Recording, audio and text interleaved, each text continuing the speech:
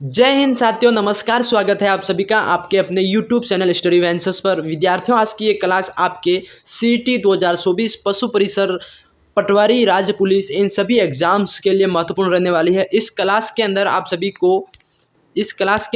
सभी को zero level से तैयारी करवाई जाएगी। शून्य से शिखर तक का आपका जो पढ़ाने का प्रोसेस रहेगा, संघर्ष कराने वालों का सिलेक्शन पक्का रहेगा। ठीक है, तो आप अगर संघर्ष करते हैं, क्लास को रेगुलर पढ़ते हैं, चैनल को रेगुलर फॉलो करते हैं, क्लासेस को रेगुलर देखते हो, तो आपका सिलेक्शन पक्का रहेगा। ठीक है, स्टडी वेंचर्स यूट्यूब चैनल पर आप पहली बार विजिट कर रहे हो तो चैनल को सब्सक्राइब जरूर करना। सभी संपूर्ण तैयारी के लिए सीटी 2024 पशु परिसर, पटवारी और राज्य पुलिस, इसकी संपूर्ण तैयारी के लिए चैनल को सब्सक्राइब जरूर करना। ठीक है, तो चलिए आज का पहला क्वेश्चन पूछा गया आपसे, काफी महत्वपूर्ण प्रश्न है।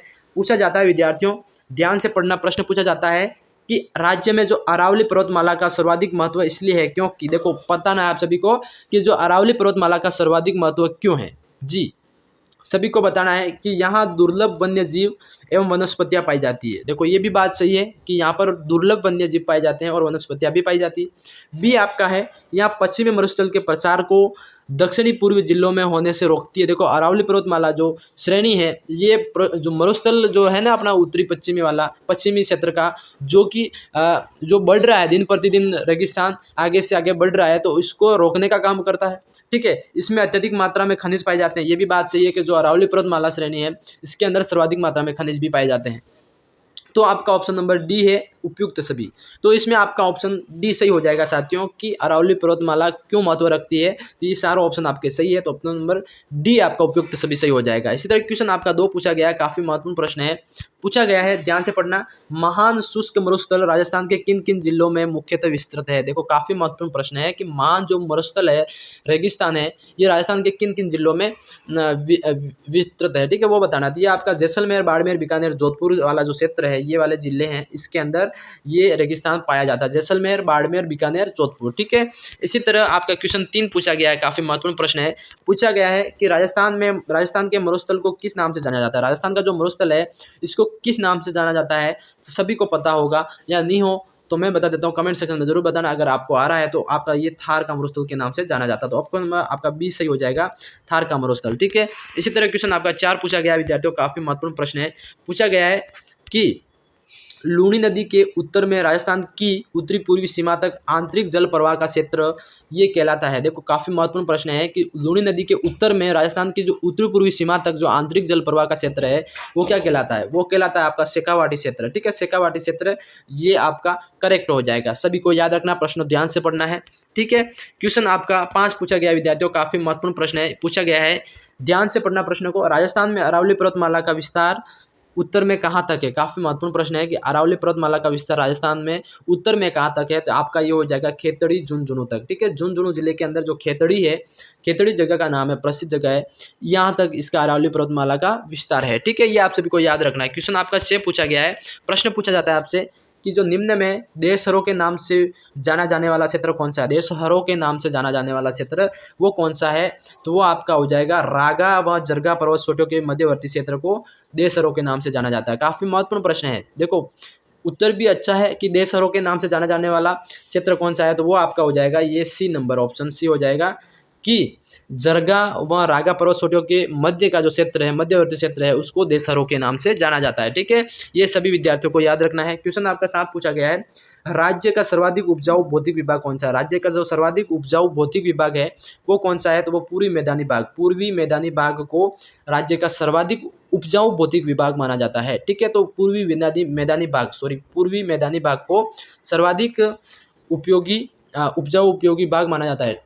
ठीक है, क्वेश्चन आपका 8 पूछा गया है। क्वेश्चन 8 है आपका, देखो ध्यान से पढ़ना, कि गंगा जमुना के मैदान राज्य में किस ओर है। देखो काफी महत्वपूर्ण प्रश्न है ये भी, कि गंगा जमुना के मैदान राज्य के किस ओर है। किस मतलब किस दिशा की ओर है, वो बताना है। ठीक है, गंगा जमुना के मैदान की बात करें तो ये आपका पूर्व दिशा की ओर है, पूर्व में ये गंगा जमुना के मैदान स्थित है। ठीक है, इसी तरह क्वेश्चन आपका 9 पूछा गया है विद्यार्थियों, काफी महत्वपूर्ण प्रश्न है। पूछा गया है कि राजस्थान में जो रेगिस्तानी क्षेत्र है, रेगिस्तानी क्षेत्र पार्क ऐतिहासिक काल के अवशेष भाग का अवशेष है। ये किस पार्क ऐतिहासिक काल का अवशेष है, तो वो बताना है। ठीक है, ये आपका हो जाएगा मेरे हिसाब से कौन सा सही हो जाएगा कमेंट सेक्शन में बताना। 33 सागर का अवशेष माना जाता है। जो रेगिस्तान का एरिया है ये पूर्व में कहीं कभी बताया जाता है 33 सागर हुआ करता था, उसका अवशेष माना जाता है। ठीक है, इसी तरह क्वेश्चन आपका 10 पूछा गया है विद्यार्थियों, काफी महत्वपूर्ण प्रश्न है, पूछा गया है कि बाड़मेर के सिवाना पहाड़ी क्षेत्र में स्थित गोलाकार पहाड़ियां क्या कहलाती है। काफी महत्वपूर्ण प्रश्न है साथियों कि जो बाड़मेर क्षेत्र में जो सिवाना पहाड़ी में जो गोलाकार पहाड़ियां हैं, सिवाना पहाड़ी क्षेत्र के अंदर गोलाकार पहाड़ियां हैं, उसको क्या कहा जाता है। ठीक है, वो बताना है। तो वो आपका सपन की पहाड़ियां कहा जाता है। बी आपका और नाकोड़ा पर्वत। तो ये आपका कौन सा इसमें से सही हो जाएगा, उक्त 1 व 2 दोनों होगा। ठीक है, तो ये आपका दोनों सही हो जाएगा, एक सपन की पहाड़ियां भी होगा, नाकोड़ा पर्वत भी होगा। ठीक है, तो आपको ये दोनों याद रखना है। ठीक है, क्वेश्चन आपका 11 पूछा गया है, काफी महत्वपूर्ण प्रश्न है। ये पूछा जाता है साथियों कि मावट क्या है, मावट क्या है, मावट के बारे में बताना है। ठीक है, तो शीत ऋतु में राजस्थान में चक्रवातों से उत्पन्न होने वाली वर्षा। शीत ऋतु के अंदर जो सडनली आने वाली बरसात, जो जिससे कि गेहूं की फसल को बेनिफिट होता है, प्लस जो राजस्थान में चक्रवातों से होने वाली वर्षा। ठीक है, राजस्थान में जो चक्रवात आते हैं उससे होने वाली वर्षा को मावट कहा जाता है। ठीक है, ये ध्यान में रखना। क्वेश्चन आपका 12 पूछा गया है, काफी महत्वपूर्ण प्रश्न है। पूछा गया है कि राजस्थान के किस जिले में सूर्य की किरणों का तिरछापन सर्वाधिक होता है। जी विद्यार्थियों, बताना है कि राजस्थान में जो सूर्य की किरणों का जो सर्वाधिक तिरछापन, मतलब एकदम सीधी न होके जो किरणें हैं वो थोड़ी तिरछी गिरती है, तो कौन से जिले के अंदर ऐसा प्रभाव होता है, तो वो आपका श्री गंगानगर के अंदर। ठीक है, ऑप्शन ए सही हो जाएगा, श्री गंगानगर के अंदर ये तिरछापन पाया जाता है, सर्वाधिक तिरछापन। ठीक है, क्वेश्चन आपका 13 पूछा गया है। पूछा जाता है कि राजस्थान के क्षेत्रफल का कितना भूभाग रेगिस्तान का क्षेत्र है। जी विद्यार्थियों, बताना है कि राजस्थान का कितना प्रतिशत जो राजस्थान का टोटल जो भाग है उसमें से कितना प्रतिशत रेगिस्तान क्षेत्र है, तो वो आपका हो जाएगा लगभग 2/3। ठीक है, ये रेगिस्तान का भाग है। ठीक है, तो ये आपको ऑप्शन नंबर सी करेक्ट है, इसको याद रखना है। क्वेश्चन आपका 14 पूछा गया है कि उत्तरी पश्चिमी शुष्क प्रदेश में वर्षा न होने का मुख्य कारण क्या है। जी, उत्तरी मतलब रेगिस्तानी क्षेत्र में जो शुष्क प्रदेश है वहाँ पे वर्षा न होने का मुख्य कारण क्या है, तो मुख्य कारण आपका हो जाएगा अरावली का वृष्टि छाया प्रदेश होने के कारण वहाँ पे बारिश बहुत कम होती है। ठीक है, वर्षा कभी होती नहीं है वहाँ पे। इसी तरह क्वेश्चन आपका 15 पूछा गया है, काफ़ी महत्वपूर्ण प्रश्न है। पूछा गया है कि राज्य के शुष्क मरुस्थलीय भौतिक विभाग की निम्न में से कौन सी विशेषता नहीं है। देखो, राज्य के जो शुष्क मरुस्थलीय भौतिक विभाग की निम्न में से कौन सी विशेषता नहीं है, तो न्यूनतम तापांतर। देखो, वहाँ पे न्यूनतम तापांतर की बात तो छोड़ो ही, क्योंकि वहाँ पे सर्वाधिक ताप पड़ता है, मतलब गर्मी बहुत ज़्यादा पड़ती है। ठीक है, तो क्वेश्चन आपका 16 पूछा गया है, काफ़ी महत्वपूर्ण प्रश्न है। प्रतापगढ़ व आसपास का भूभाग स्थानीय रूप से किस नाम से जाना जाता है। देखो, काफ़ी महत्वपूर्ण प्रश्न है कि प्रतापगढ़ व उसके आसपास का जो स्थानीय रूप से क्षेत्र है वो किस नाम से जाना जाता है, तो वो आपका हो जाएगा कांठल के नाम से जाना जाता है। ठीक है, प्रतापगढ़ के आसपास का क्षेत्र कांठल के नाम से जाना जाता है, और डूंगरपुर बांसवाड़ा का क्षेत्र वागड़ नाम से जाना जाता है। ठीक है, ये दोनों याद रखना है आपको। क्वेश्चन आपका 17 पूछा गया साथियों, काफ़ी महत्वपूर्ण प्रश्न है कि लूणी बेसिन और नागौरी उच्च प्रदेश घग्गर का मैदान किस भौतिक प्रदेश के उप क्षेत्र है, किस भौतिक विभाग के उप क्षेत्र है। काफ़ी महत्वपूर्ण प्रश्न है कि लूणी नदी, नागौरी उच्च प्रदेश, घग्गर का मैदान, ये किस भौतिक विभाग के उप क्षेत्र है वो बताना है। तो वो भौतिक विभाग कौन सा है, तो वो आ जाएगा उत्तर पश्चिमी शुष्क प्रदेश के ये उप क्षेत्र हैं। ठीक है, ये विद्यार्थियों आपको ध्यान में रखना है, काफ़ी महत्वपूर्ण प्रश्न है, इसको याद जरूर करना है, एग्जाम के अंदर पूछा जा सकता है। क्वेश्चन आपका 18 पूछा गया है कि अरावली पर्वत पर सामान्यतः किसकी फसल की खेती की जाती है। देखो, अरावली पर्वत पर जो सामान्यतः किसकी फसल ज़्यादा की जाती है, तो ये आपका हो जाएगा मक्का पर्वत, क्योंकि ये हम अरावली पर्वत क्षेत्र में ही आते हैं और ये मक्का सर्वाधिक यहाँ पे बारिश के समय होता है। ठीक है, क्वेश्चन आपका 19 पूछा गया है कि अरावली पहाड़ियों की ऊंचाई सर्वाधिक किस राज्य के अंदर है। ठीक है, ये बताना है किस राज्य के कौन से भाग में है, वो पूछा है, राज्य नहीं पूछा, सॉरी। अरावली पहाड़ियों की सर्वाधिक ऊंचाई कौन से भाग में है, तो वो आपका हो जाएगा दक्षिणी पश्चिमी क्षेत्र के अंदर, जो अरावली पर्वत की जो पहाड़ियों की ऊंचाई सर्वाधिक है। ठीक है, ये दक्षिणी पश्चिम, ऑप्शन आपका सी सही हो जाएगा साथियों, ध्यान में रखना है। ठीक है, क्वेश्चन आपका 20 पूछा गया है, काफी महत्वपूर्ण प्रश्न है।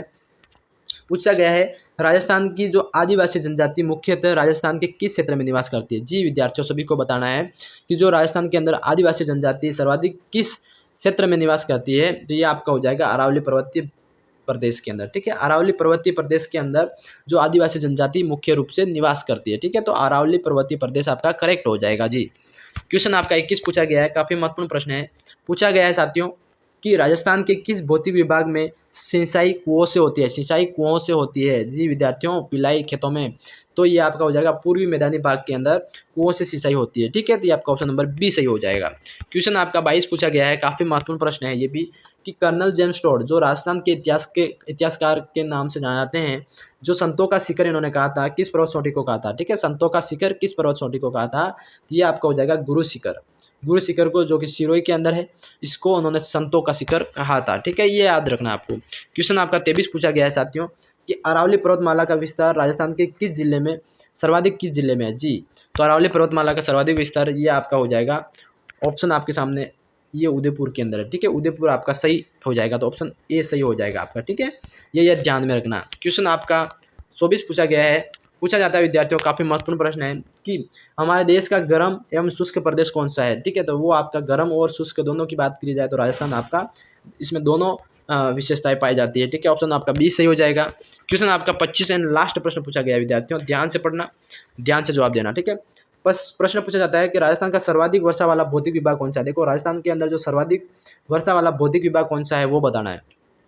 तो वो आपका हो जाएगा दक्षिणी पूर्वी पठारी भाग को जो सर्वाधिक वर्षा वाला भौतिक विभाग कहा जाता है, क्योंकि यहाँ पे सर्वाधिक बारिश होती है। ठीक है, दक्षिणी पूर्वी पठारी भाग। तो विद्यार्थियों, आज के लिए क्वेश्चन 25 में आपके लिए लेके आया। वीडियो आपको कैसा लगा कमेंट सेक्शन में जरूर बताना। मैं मिलता हूँ किसी नेक्स्ट वीडियो में, तब तक के लिए जय हिंद, जय भारत दोस्तों।